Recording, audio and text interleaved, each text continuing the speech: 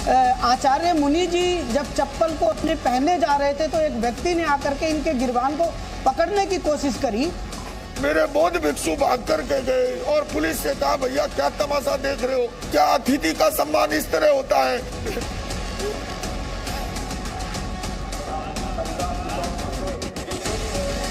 वो लोग दोबारा आक्रमण करने के लिए आए और मैं पुलिस वालों को बुला करके लाया। बुला कर कहा, भाई आप लोग क्यों खड़े हैं, आप इन्हें प्रोटेक्शन दीजिए।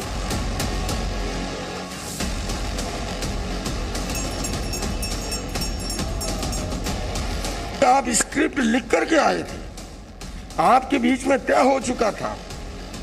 ये गलत बात है, ये धर्म के साथ धोखाधड़ी है।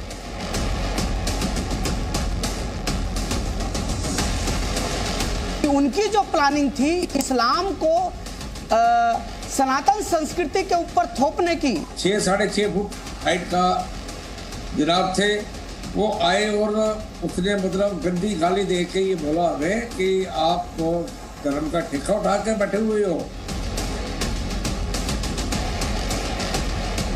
वो हमारी भारतीय संस्कृति की अस्मिता पे आंच थी, वो हमारी महान सनातन परंपरा के सामने प्रश्न चिन्ह था।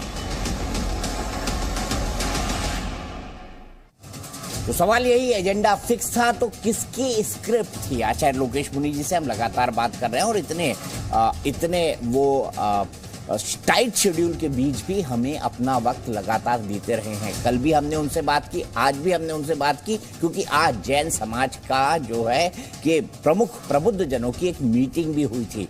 लेकिन कल उन्होंने हमारे कार्यक्रम में क्या कहा था, एक छोटा सा उसका अभी देख लेते हैं। दीपक जी, मैं आपसे कह रहा हूं, मेरे साथ सर्वधर्म के संत थे, मेरे सनातन के संत थे, सिख परंपरा के संत थे, बौद्ध परंपरा के। आप उनसे पूछिए किस तरह से वो गिरेबान पर हाथ डालने के लिए उचक उचक करके आ रहा था। मेरे बौद्ध भिक्षु भाग करके गए और पुलिस से कहा, भैया क्या तमाशा देख रहे हो। मैं जानता हूं, मेरी आत्मा जानती है, क्या अतिथि का सम्मान इस तरह होता है। तो आज जब जैन समाज के लोग आचार्य लोकेश मुनि से मिलने पहुंचे तो कई मुद्दों पर बातचीत हुई। किस तरीके से एक साजिश के तहत सनातन का अपमान करने की कोशिश की गई। आचार्य लोकेश मुनि इस मुद्दे पर काफी प्रखर है। उन्होंने इसी के विरोध में मंच भी छोड़ा था जो जमीयत का था। आचार्य लोकेश मुनि ने आज क्या कहा, पहले वो सुन लेते हैं। मैंने जब अपनी स्पीच खत्म की और मैं छोटे मदनी जी साहब को हाथ पकड़ के साथ लेके आया और हम एक एकता का सिंबल कर रहे थे, उन्होंने कहा नहीं अभी नहीं, अभी ठहर जाओ, वो बाद में होगा। यानी कि ये मदनी साहब की, बड़े मदनी साहब की पूरी स्पीच हो जाए, उसके बाद में सर्वधर्म के सारे संत खड़े होकर के हाथों में हाथ लेकर के समर्थन करे और पूरे विश्व में एक मैसेज चला जाता कि इन्होंने जो कुछ भी कहा है वो सारे के सारे सभी धर्मों ने उसको स्वीकार किया है। वो रणनीति उनकी फेल हो गई। मैंने तो मंच से तो ये कहा था कि मदनी साहब आपने सद्भावना के सम्मेलन को पलीता लगा दिया, पर आज मैं ये भी कहूँगा मैंने उन्हीं की योजना का भी पलीता लगाया, क्योंकि वो उचित नहीं था। बाकी आज भी वो आए मेरे साथ, हम पर्यावरण प्रदूषण को मिटाने के लिए साथ में काम करें। हम जो हैं इस देश के अंदर कैसे नशा ड्रग्स कम हो उसके लिए काम करें। हम इस देश में कैसे स्वच्छता बढ़े, कैसे जलवायु परिवर्तन से उत्पन्न समस्याओं का समाधान हो उसके लिए काम करें। तो आप कह रहे हैं कि ये पूरी की पूरी साजिश के तहत ये काम किया गया था वहां पर, पूरा साजिश। अब जब उस देखिए वो तो सब कुछ अचानक घटित हुआ था। अब जब उस पर विचार करता हूं, जो हाथ बाद में खड़े हुए उसमें तो और कुछ था ही नहीं, कहीं से और लड्डू रसगुल्ले आने वाले तो नहीं थे ना। उस समय रोका गया कि ये बाद में होगा। साथ में और लोगों ने भी बोला, मैं नाम नहीं लेना चाहूंगा, कि वो बाद में करेंगे, बाद में करेंगे। यानी कि आप स्क्रिप्ट लिख करके आए थे, आपके बीच में तय हो चुका था। ये गलत बात है, ये धर्म के साथ धोखाधड़ी है। ठीक है, आचार्य लोकेश मुनि कौन है, इनका मैं परिचय भी आपको बता देता हूं। आचार्य लोकेश मुनि जैन धर्म के सबसे सम्मानित मुनियों में से एक हैं। उन्हें 2014 में यूनाइटेड नेशंस की तरफ से शांति दूत अवार्ड मिल चुका है। जो अमेरिका का गन कल्चर है उस पर उन्होंने जो बाइडेन से लंबी बातचीत की थी।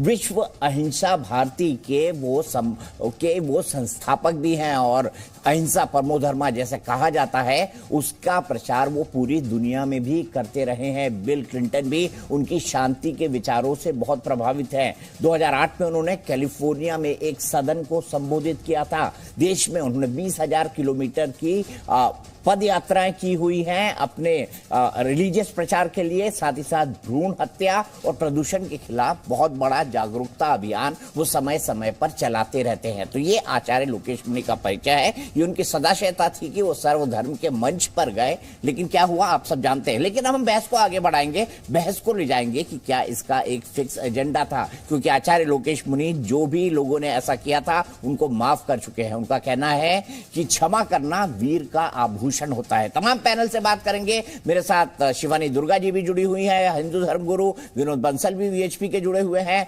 मेरे साथ आचार्य लोकेश मुनि जी भी जुड़े हुए हैं, जुनैद हैरिस साहब भी जुड़े हुए हैं, कलीमुल हाफिज भी जुड़े हुए हैं। लेकिन पहले मैं सचवाला जी से बात करूंगा और फ्रेम में मैं और सचवाला जी ही रहेंगे। सचवाला जी एक स्कॉलर हैं और समय समय पर कई मुद्दों पर वो अपनी राय रखते हैं। यूट्यूब पर काफी चर्चित है, उनकी टिप्पणियां इस्लाम के बारे में कई काफी वायरल है। अब उनसे समझने की कोशिश करते हैं कि जमीयत के इस पूरे मसले को उन्होंने कैसे देखा और कैसे वो इसको इंटरप्रेट करते हैं। लेकिन मैं बता दूं ये उनके विचार हैं जो भी वो यहां पर रखेंगे। मैं सबसे पहले सचवाला जी आपसे जानना चाहूंगा, पहले तो आप ये बताइए कि वहां पर कहा गया कि ओम और अल्लाह दोनों एक है, जिस तरह से उनके बीच में एक समानता ड्रॉ करने की कोशिश की गई या दोनों को एक बताया अरशद मदनी जी ने। मैं आपसे जानना चाहूंगा कि क्या आपको ऐसा लगता है कि ये दोनों एक है? जी सर, आपका बहुत बहुत धन्यवाद। आपने मुझे यानी यहाँ बुलाया और अपनी बात कहने का मुझे अवसर मिला। मैं आपके जो है दर्शकों को ये बात बताना चाहता हूँ कि जितना मैंने यानी मुताला किया, जितनी मैंने जो है स्टडी की, कहीं भी मुझे नहीं लगा कि अल्लाह और ईश्वर या अल्लाह और ओम एक हैं, ऐसा मुझे कहीं भी नहीं लगा। ये बात सिर्फ और सिर्फ भारत के स्कॉलर्स, भारत के उलमा कहते हैं। मैंने अपनी जिंदगी के लगभग 31 साल 31 ईयर्स मैं अरब कंट्रीज में मैंने गुजारे हैं। अरब कंट्रीज में मैं अरबों के साथ रहा हूं। मैंने अरबों के साथ अपनी जिंदगी का बहुत बड़ा हिस्सा गुजारा है। मैं अरबी उनके साथ बोलता था, उनके साथ जो है मेरा जो रहन सहन था। मैंने कभी भी किसी अरब को ये कहते हुए नहीं सुना कि ओम या जो है ईश्वर और अल्लाह एक हैं, ऐसा कभी कोई नहीं कहता, कोई भी नहीं कहता। ये सिर्फ और सिर्फ हमारे भारत के जो उलमा हैं वो कहते हैं, और ये कहना उनकी मजबूरी हो गया है आज की तारीख में। क्योंकि देखें, इस तरह की बातें कहना कि जो है ये जो ओम और अल्लाह एक हैं या जो है ईश्वर और अल्लाह एक हैं, और जिसे जो है मनुष्य कहा गया है और वो आदम वो एक हैं, ये सारी बातें अब चूंकि इनके पास जो है कहने को कुछ नहीं रहा तो ये बौखलाहट का शिकार हैं। ये जो है अंदर से इतने खोखलेपन का शिकार हो गए हैं कि इनके पास मुद्दा कुछ नहीं रहा। तो इस तरह की बातें कहकर लोगों का माइंड डाइवर्ट करना चाहते हैं। देखें, आज की तारीख में एक्स मुस्लिम जो है ना, एक्स मुस्लिम भारत में बहुत बड़ी तादाद में एक भूचाल जो है मतलब बपा कर दी है। एक जलजला सा आ गया है, एक सुनामी सी आ गई है एक्स मुस्लिम की भारत में। इस वजह से अब ये उलमा अपने मदरसों में, अपने जामियात में जो है जब एक्स मुस्लिम के बारे में सुनते हैं तो वो अंदर से बौखलाहट का शिकार हैं, बेबसी के आलम में हैं। इस वजह से वो इस तरह की बातें करते हैं। मैं हमारे जो है ये जो अरशद मदनी है, असाद मदनी साहब हैं, तो मैं उनसे ये रिक्वेस्ट करूंगा कि अगर ओम या जो है ईश्वर और अल्लाह एक है तो चलें, बहुत अच्छी बात है, मैं भी उनका साथ देने के लिए तैयार हूं। तो ये शुरुआत वो अपने जामिया, अपने मदरसे से करें, अपनी मस्जिदों से करें। भाई जहां जहां इनकी किताबों में अल्लाह लिखा है, जहां जहां इनकी किताबों में अल्लाह लिखा है वो अल्लाह को काटें, क्योंकि अल्लाह तो अरबी है ना। और आप लोग इस धरती के रहने वाले हैं, आप लोग जो है इस मिट्टी से आपका जो है संबंध है, तो इस मिट्टी से संबंध जो है जुड़ाने के लिए बहुत अच्छी बात है। अगर वो अल्लाह को हटाकर ओम को अपनाना चाहते हैं, अगर जो है ईश्वर को अपनाना चाहते हैं, तो मैं भी इसका स्वागत करूंगा। मैं ये जो है अरशद मदनी साहब और असाद मदनी साहब और महमूद मदनी साहब का साथ देने के लिए तैयार हूं। अगर वो अपनी मस्जिदों में यानी जब वो खुतबा देंगे तो उसमें जहां जहां अल्लाह का शब्द आएगा उस अल्लाह के शब्द को हटा दो, मिटा दो। ये आपका विचार। मैं आगे बढ़ता हूं यहां पर, और मैं सबसे पहले एक सवाल जानने की कोशिश करता हूं कि मैंने आपके कई वीडियोस YouTube पर भी देखे हैं, कई बार जो है मैंने आपकी आवाजें सुनी है, लेकिन आज तक आपका चेहरा नहीं देखा सचवाला साहब, और यहां पर भी आप चेहरा छिपा कर बैठे हैं, ऐसा क्यों? देखिए, ये इस्लाम जो है रहमत का दीन है, इस्लाम जो है मर्सीफुल दीन है, Islam is the religion of peace. तो ये इस्लाम की करामात है, इस्लाम की जो है करिश्मा है कि इस्लाम को मानना छोड़ देने वाला अब वो अपना चेहरा नहीं दिखाता, क्योंकि इस्लाम के मानने वाले फिर उसको बाकी नहीं रखते। क्योंकि देखें, इस्लाम में ये बात है कि मम बद्दला दीनहु फक्तुलू, जिस किसी ने अपने दीन को, अपने धर्म को, अपने रिलीजन को बदल दिया, उसको कत्ल कर दो, कत्ल कर दो। तो जाहिर बात है कि इस्लाम के मानने वाले जब वो देखते हैं कि किसी ने इस्लाम को छोड़ दिया, तो अब वो उसको नहीं छोड़ते, उसके पीछे पड़ जाते हैं, उसकी जिंदगी खत्म कर देते हैं। ये इस्लाम की देन है, इस्लाम की जो है करामात है, इस्लाम की सौगात। ठीक है, मैं आपसे जानना चाहता हूं कि हिंदुस्तान की धरती इस्लाम की है, ये महमूद मदनी साहब ने कहा, अरशद मंदी उससे आगे बढ़ गए, उन्होंने तो ये कह दिया कि सबसे पहले जो आवाज आई थी दुनिया में वो कलमा की थी। मैं आपसे जानना चाहता हूं, क्या आप इसे, उन दोनों बयानों को सच मानते हैं? नहीं, सच मानने, मेरे मानने में नहीं मानने से क्या होगा भाई, ये खुद सच नहीं मानते। अगर ये सच होता तो ये देखें, बात ये है कि इस्लाम इनके अपने अनुसार आया है कहां से, जिसे आज हम इस्लाम समझते हैं, वो है अरब से आया। जाहिर बात है, अरब में तो ऐसी बात कोई नहीं कहता। इनसे ज्यादा टाइम जिंदगी का मैंने अरब में गुजारा है, कभी मैंने यानी किसी से नहीं सुना कि जो है आदम ये जो है हिंदुस्तान में, भारत में आए थे, ऐसा मैंने कहीं नहीं सुना। देखें, ये जिंदगी के और दूसरे मामलात में तो जो है कुरान और हदीस का रेफरेंस चाहेंगे, लेकिन मैं हमारे ये मदनी साहिबान से ये जो है ये सवाल करूंगा कि वो इतना बड़ा क्लेम कर रहे हैं, क्या इस क्लेम की बेस पर जो है उनके पास कोई कुरान का प्रूफ है, कोई ऑथेंटिक हदीसों का प्रूफ है?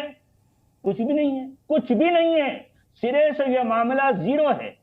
यानी ये बात जो इस तरह के डंके के चोट पर कह रहे हैं, अरे भाई, इसके कुरान की कोई एक भी आयत जो है वो अपने इनके फेवर में नहीं है, और कोई भी एक भी ऑथेंटिक हदीस इसके फेवर में नहीं है।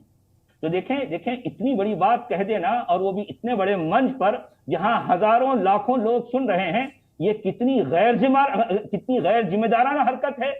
इतने गैर जिम्मेदार हैं हमारे भारत के उलमा, मुझे तो बड़ी हैरत होती है, ठीक है, बड़ा अफसोस होता है। जी हाँ, सचवाला जी, बहुत बहुत शुक्रिया, आपने हमसे बात की। हम बाकी पैनल के पास जाएंगे, आचार्य लोकेश मुनि जी के पास भी जाएंगे, लेकिन मैं सबसे पहले ये कहना चाहूंगा, सचवाला जी ने जो विचार रखे, ये उनके खुद के विचार है, चैनल इससे सहमत नहीं है, ये उनके खुद के विचार है। हमारा काम लोगों के विचारों को जनता के सामने रखना है, और वही मैं कर रहा हूं। बहुत बहुत शुक्रिया आपसे बातचीत का। बहस खोलता हूं, आचार्य लोकेश मुनि जी मेरे साथ है, फिर उन्होंने वक्त निकाला है हमारे लिए। मेरे साथ, जैसा मैंने बताया, विश्व हिंदू परिषद से जो है वो मेरे साथ विनोद बंसल जी हैं, साध्वी शिवानी दुर्गा जी है मेरे साथ, करीमुल हाफिज साहब है, AIMIM के प्रेसिडेंट है दिल्ली के, प्रोफेसर जुनैद हारिस साहब है, अतीकुर रहमान साहब भी मेरे साथ जुड़ेंगे। लेकिन सबसे पहले आचार्य लोकेश मुनि जी, मैं आपके पास आना चाहता हूं। आज आपने जैन समाज के प्रबुद्ध लोगों से बातचीत की, ये जो कंफ्यूजन फैला है पूरे मुद्दे के बारे में, आपका ये मानना था कि जो कुछ हुआ साजिशन हुआ, क्या ये जो पूरा कंफ्यूजन फैला है,